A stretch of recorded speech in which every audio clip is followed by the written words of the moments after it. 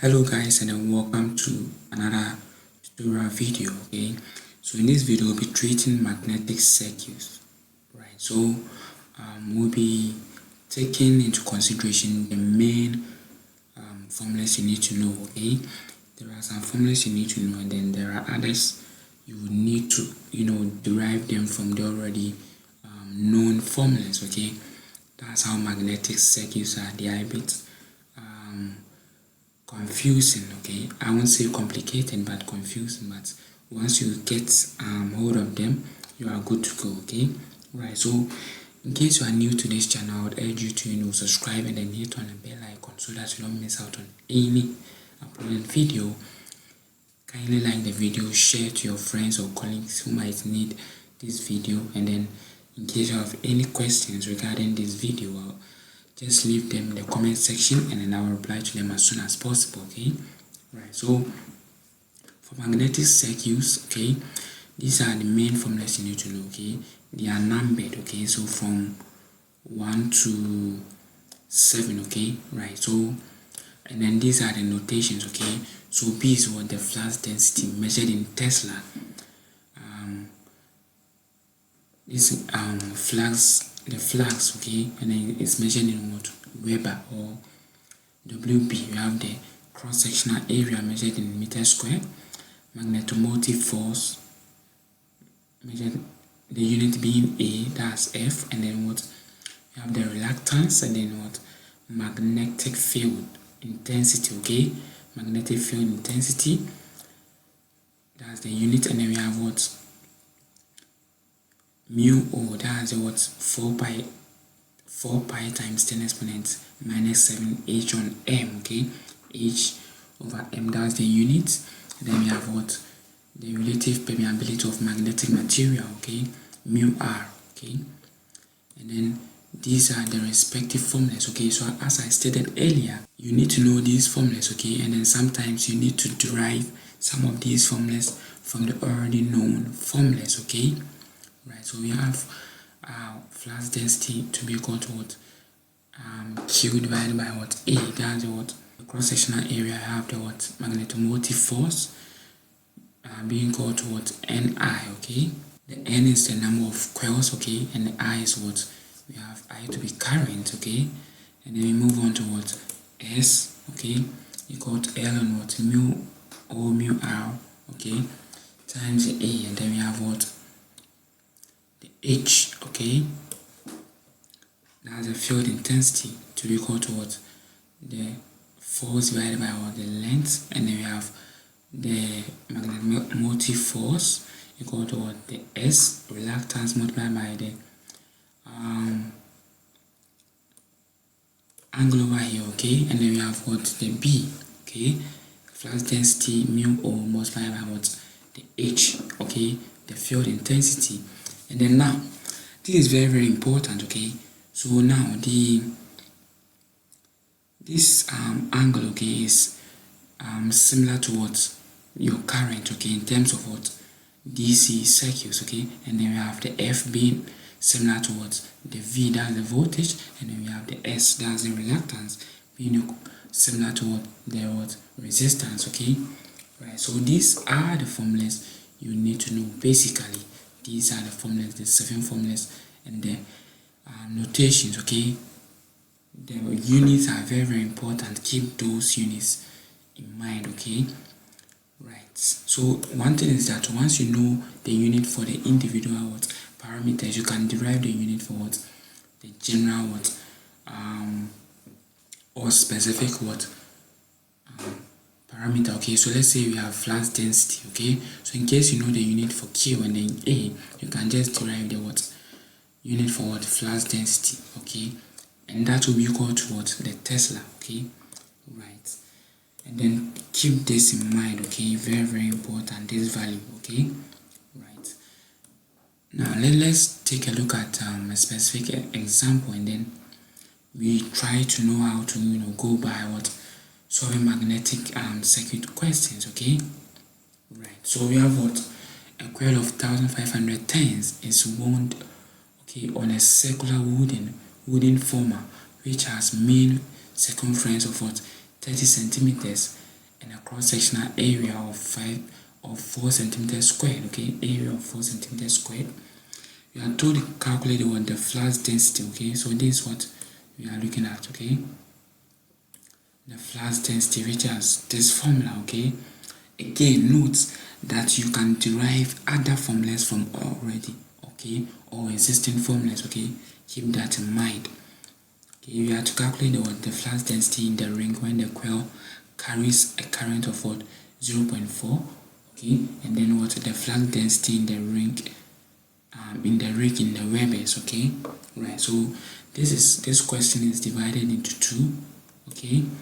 We have to calculate the flux density, okay, the flux density in the ring when a coil carries a current of what 0.4 amps, and then what the flux density in the ring in a Webers when the wooden former was replaced with a steel former, okay. So first it was a wooden, okay, it was a wood. Now it's being replaced with what? A steel, okay, of dimensions, okay, given dimensions, okay. So you are calculating what the relative permeability of the steel and what the reluctance of the magnetic circuit of the flux density. So let's write out the parameters and then we proceed from there. So we've been given what? The turns, okay, and then we have what? Circumference of what? 30 centimeters and then cross-sectional area of 4 centimeters. Current of what? 0.4 amps. Right. So let's write out the parameters, okay. Right. So we have what? 1,500 turns, okay. We have current of what? 0.4 amps, okay. We have what? Certain length of what?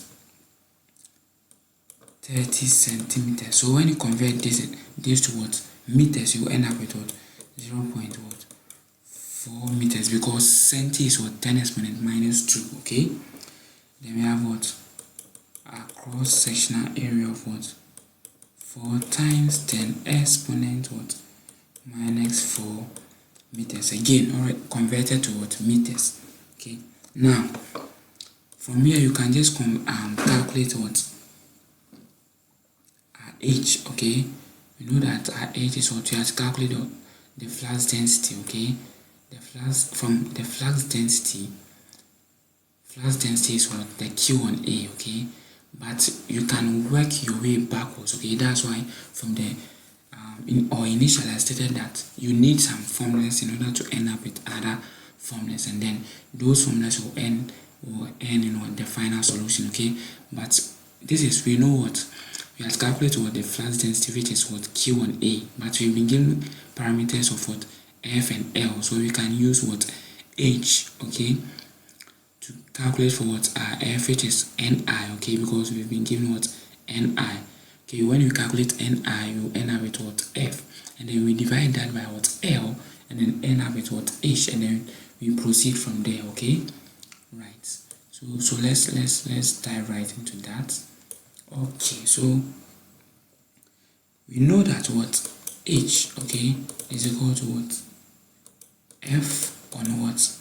L, and then we know that F is equal to what? Ni, okay, and then we divide that by L. So from there you could notice that we have what? N and then I, okay. So just insert your values, okay. Multiply that by what? 0.4 and divide that by what? Length, which is what? This is 0.3, okay. Sorry, this is 0.3 meters, okay. 0.3 meters, okay. So we have 0.3 meters. When you compute this, when you punch this on your calculator, you end up with what? 2000, okay, 2080 per meter. That's the unit for what? The H, okay. Now let's proceed, okay. Right. And then from here you have another formula from here, okay. B is equal to what? Mu O what? H, okay. And then we know that mu O of what? mu O to be what? 4 pi, okay? That's why I initially stated that you need some formulas, okay? You need certain formulas to come up with other formulas, okay? Right, so you know that B is equal to the mu O times the H, okay? So from there you can calculate B to be what? 4 pi, okay, times 10, okay? This constant, okay? Exponent minus 7, okay? And then you multiply that by what? This value. So you have 2000, okay? And then from that you end up with what? When you compute this, you end up with what? 2.5, okay? 13, okay? Meters, okay? And then we have Weber per meter square, okay? That's the unit for what? B, okay? That's our what? Bulk density, okay? Flux, okay? Flux density, okay? Flux density, okay? Either Tesla or what? Meter Weber per meter squared, okay? Right, so from here, you can then proceed to find out that's our flux density, okay? You've been able to calculate our the flux density, okay? Right, so from there we could just proceed to calculate what angle, okay? So we know that the angle is what? BA. So I usually call this angle, okay, so that it becomes a bit simpler, okay? Right, we know that this angle is what? BA, okay? And then we know that we've been able to calculate what? B, which is what? 2.5, and then we know what? Area, which is what? 4 times 10 exponent minus 4. So let's calculate that, okay? So we have what? 2.5, okay? 1, 3, okay? And then you multiply that by what? 4 times 10, okay? Exponent minus 4. So when you compute this, you end up with what? 1.005 mu, okay, Weber. Note that mu, okay, mu is the same as 10 exponent what? Minus 6, okay? Keep this in mind, it's very, very important, okay? Right. So let's proceed. So we've been able to calculate what? The flux density in the ring when the coil carries what? These currents, and then the flux in the ring in Webers, okay? So that's what we've been able to calculate, okay? So you have our A, and then you have what? The flux in what? Webers, okay? Right, so let's proceed to the second portion of the question, okay? Or you could also state that the third portion of the question, okay? So now when the wooden former was replaced with a steel, okay? A steel former of dimension, so we are calculating what? The relative permeability, okay? We are calculating this, okay? The relative permeability. So from there you can use this expression, okay? Can use this expression, but we need to use what? Certain parameters so that you could end up with this expression, okay? Or something close to this expression, then we just substitute, okay? We do something like change of subject, okay? Right, so let's proceed. So now we are calculating with what? With the magnetic former, okay, which has a steel, okay? Now, so we've been able to calculate our H was 2000 AT per Weber, okay? And then we know our angle, okay, to be what? 600 what? Mu Weber, okay? Now, let's calculate our B, okay? So B is equal to this, okay, divided by A, okay? So from here we have what? Our formula, okay? Right, so let's proceed. Okay, right, take note of the difference. Okay, take note of the difference. Right, so let's proceed from there. Okay, so we have this. Okay, so we have 600, okay, divided by what?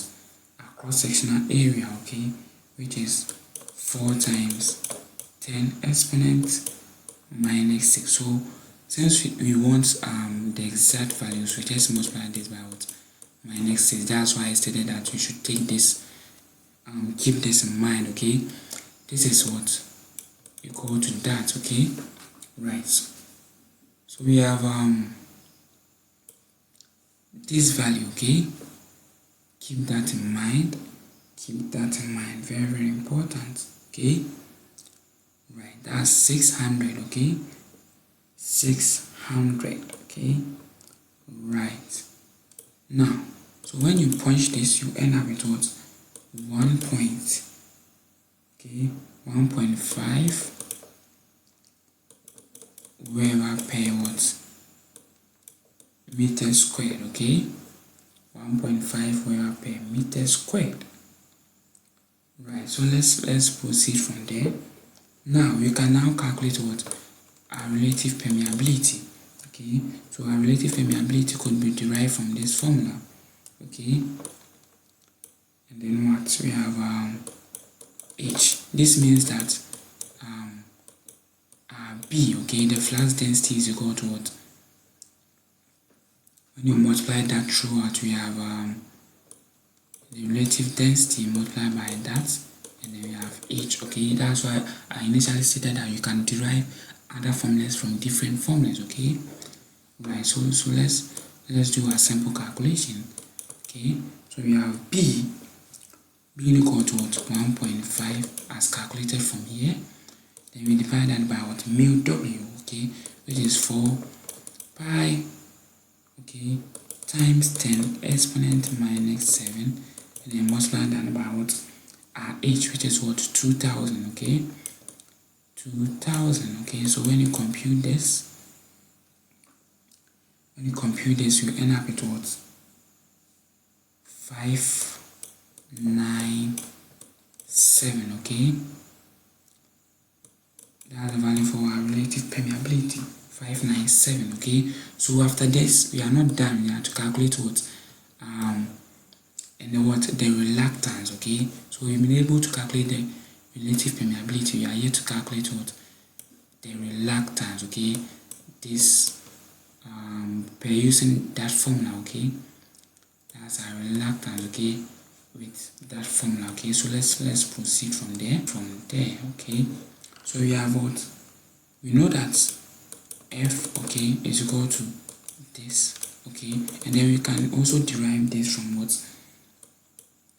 This expression. So it's either we go by that formula, okay, it's either we go by this formula, okay, this formula, or we just go by this simple formula. Okay, right, so let's proceed. That's why initially I stated that magnetic circuits may sound a bit cumbersome, okay, or confusing, because you need to what? It's all about physics. Okay, physics, you need to derive your formulas, okay, from other formulas. Okay, right, so we know that F, okay, is equal to Ni, okay, and then we divide that by what? Value for what? The angle. Okay, I put it as what? Angle. Okay, so we know that the number of coils is what? 1500. We know our current to what? 0.4. okay, and then divide by what? Our value. Okay, that is 600. okay, times 10 exponent minus 4. Okay, so when you compute the whole of this, okay, when you compute this on your calculator, you end up with what? 10 exponent 4. Okay, and then the unit for S, okay, is what? 80 per Weber. Okay, because unit for our unit for this was what? Weber. Okay, unit for that was Weber, and then we have Ni, which is what? The N doesn't have a unit, but we have I, which is what? Amperes. Okay, current is amperes, and then we have what? Tesla. So ampere, Tesla per Weber. Okay, right. So this brings us to the end of this tutorial video. Okay, so this tutorial video was to introduce you to what? The concept of what? Magnetic circuit. Most importantly, the formulas, okay, and their units, and then how you can implement change of subjects to come up with different formulas in order to solve questions. Okay, right. So in case this video was helpful to you, I know that this might sound a bit cumbersome, but once you go through the video one more time, okay, you end up understanding, okay, grasping the concept easily. Okay, right. So kindly subscribe for other similar tutorial videos or other videos pertaining to other concepts, okay, such as algebra, calculator tricks, and all that. Okay, like the video so that it gets pushed to other students who might need this video with their academics. Okay, share, and then I will see you in the next video. Have a lovely day. Bye bye.